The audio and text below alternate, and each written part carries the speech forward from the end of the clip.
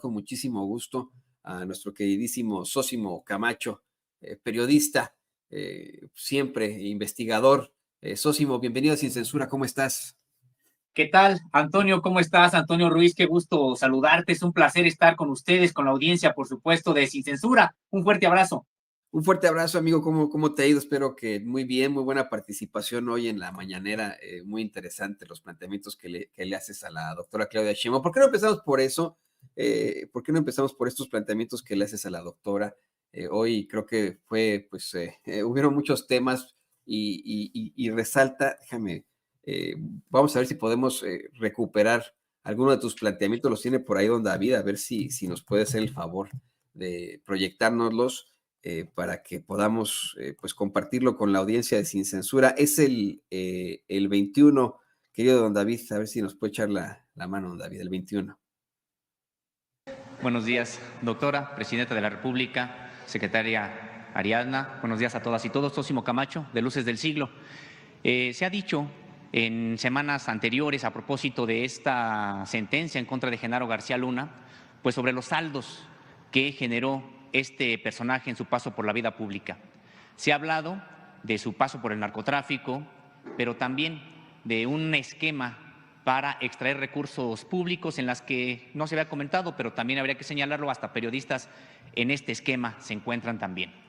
Pero lo que no se ha dicho prácticamente nada son sobre los saldos sociales de la persecución que generó contra movimientos campesinos, contra movimientos estudiantiles, contra movimientos incluso de colonos y de trabajadores, porque Genaro García Luna se formó en el CISEN, donde se le enseñó que todo campesino que se organiza es sospechoso de subversión. En ese sentido, persiguió prácticamente de manera obsesiva a la organización campesina de la Sierra del Sur de Guerrero. Incluso sobrevivientes de la masacre de Aguas Blancas después fueron perseguidos por Genaro García Luna, a instancias incluso también de algunos empresarios poderosos que estuvieron, pues que fueron muy cercanos al propio Genaro García Luna. Hoy está preso todavía Antonio Barragán Carrasco, sobreviviente de la masacre de Aguas Blancas, integrante de la Organización Campesina de la Sierra del Sur, después de más de 24 años, 13 de los cuales los ha pasado sin sentencia. ¿Qué se puede hacer, presidenta, para atender este tipo de saldos que todavía estamos viviendo en este país y que corresponden al periodo de Genaro García Luna? Sí, qué bueno que lo mencionas y lo vamos a revisar. Vamos a revisar este caso y otros casos. En efecto, durante ese periodo los movimientos sociales se asumían como criminales cuando eran producto de una injusticia. Entonces vamos a revisar el caso de Antonio Barragán y le voy a pedir a la secretaria de Gobernación que tome este caso. Muy amable, presidente. Querido Sósimo, en estos momentos haciendo una investigación sobre el caso de Antonio Barragán, sobreviviente de la masacre de Aguas Blancas. Cuéntanos un poco de esto, Sósimo, por favor. Claro, con todo gusto, Antonio. Se trata de una situación, decíamos, pues muy complicada, que son parte de los saldos de Genaro García Luna, porque como yo exponía hoy en la conferencia de prensa, mucho se ha hablado acerca de Genaro García Luna como narcotraficante, como culpable de organización delictuosa, culpable también de generar un esquema para saquear recursos del propio erario, incluso aunque ya no fuera funcionario. Y decíamos, en ese esquema financiero hasta periodistas participan y que, bueno, pues hoy está eso investigándose. Ya la semana anterior había dicho la presidenta de la República que se hará justicia, que siguen las investigaciones y que incluso pues hay órdenes de aprehensión también ya generadas por las instituciones mexicanas en contra de Genaro García Luna. Pero no se había comentado este otro saldo que tiene que ver con esta persecución que Genaro García Luna generó en contra de movimientos sociales porque los consideraba prácticamente sospechosos o culpables de ser subversivos. Y de manera particular destaca el caso de la Organización Campesina de la Sierra del Sur.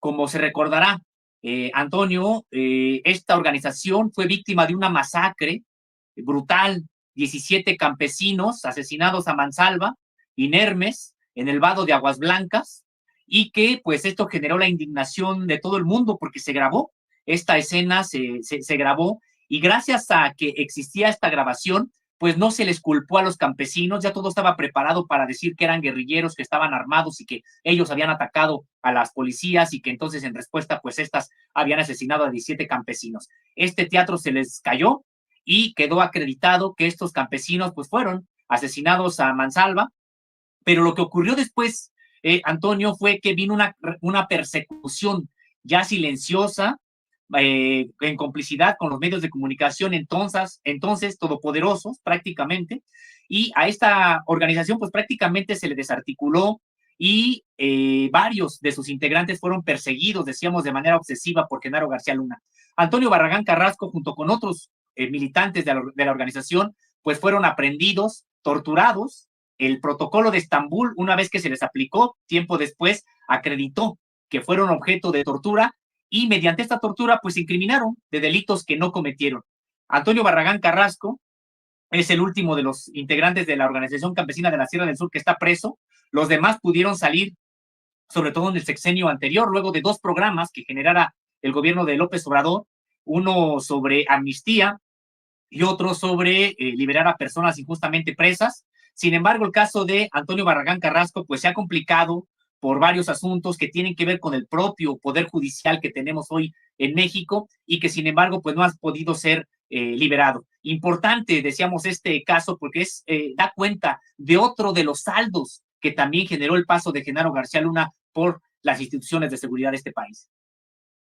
Sí, son tantas cosas. Fíjate que ahora que mencionas este supuesto combate contra de también grupos subversivos, entre comillas, me viene a la mente el perfil que le hizo nuestro compañero y colega periodista Francisco Cruz, Paco, en este libro de García Luna, El Señor de la Muerte, en el que una y otra vez muestra cómo es que este sujeto quiso copiar o quiso tener mucho la personalidad de J. Edgar Hoover, quien, pues tú lo sabes perfectamente, persiguió también a grupos subversivos, según él, y tuvo pues un paso muy oscuro en el Buró Federal de Investigaciones acá en los Estados Unidos. Más o menos lo mismo este cuate, ¿no? Tratando de copiar toda la idea de un J. Edgar Hoover. No me sorprende que también haya perseguido con toda la fuerza pues grupos que más que subversivos tuvieron que haber sido de lucha social y que son siempre necesarios para un país, para la gente. Los grupos de activismo son siempre necesarios para, no para oponerse, sino para ser parte de las justas demandas, Sósimo. Perfecto, y tienes toda la razón. Estamos hablando de una organización eminentemente social, una organización con métodos pacíficos de manifestarse, de lucha firme, pero finalmente pacíficos. Y también tendremos que señalar, incluso aunque en algún momento otros movimientos pudieran decantarse por la organización armada, etcétera, pues entonces se les tendría que haber llevado ante las instancias judiciales, pero de manera honesta, sin tortura, sin ningún tipo de torcimiento de la ley, como prácticamente lo hizo en ese momento Genaro García Luna. Entonces, en efecto, hoy de hecho decía la propia presidenta de la República, durante todo este tiempo del calderonismo, pues se consideró a los movimientos sociales como criminales. Y es que no se nos tiene que olvidar también eso. Se criminalizó todo tipo de organización prácticamente social, e incluso cuando dentro de esta ola de asesinatos, de masacres vinculadas al narcotráfico, también se asesinaba a defensores de derechos humanos, de medio ambiente, campesinos, indígenas, etcétera. Inmediatamente el discurso de las autoridades y de los medios de comunicación preponderantes entonces era de que pues algo debían, en algo andaban, es decir, criminalizar la propia participación política.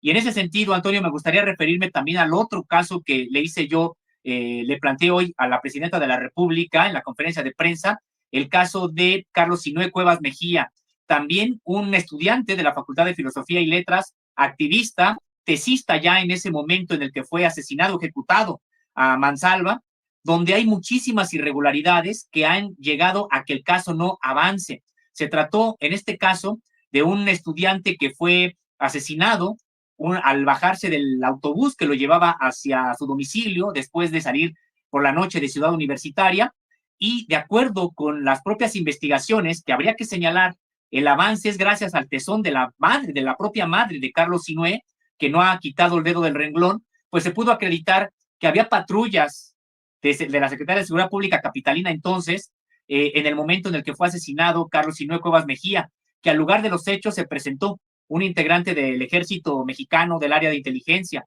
que también en el lugar estuvo un integrante de inteligencia de la Secretaría de Seguridad Pública, y que la patrulla fingió, después del asesinato, que no se había enterado, se fue a dar una vuelta y después regresó como si apenas estuviera tomando nota del asunto.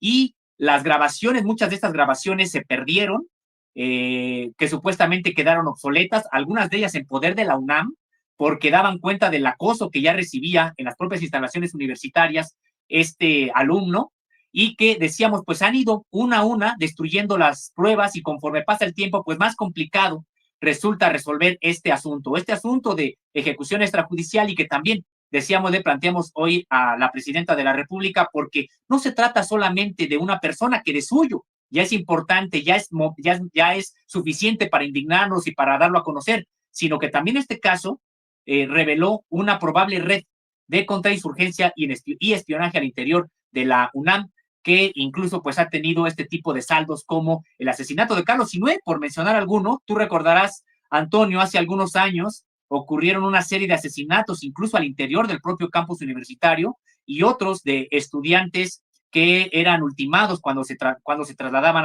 hacia sus propios domicilios. Es algo que en su momento también hemos documentado, y por eso hoy también consideramos importante planteárselo a la presidenta de la República.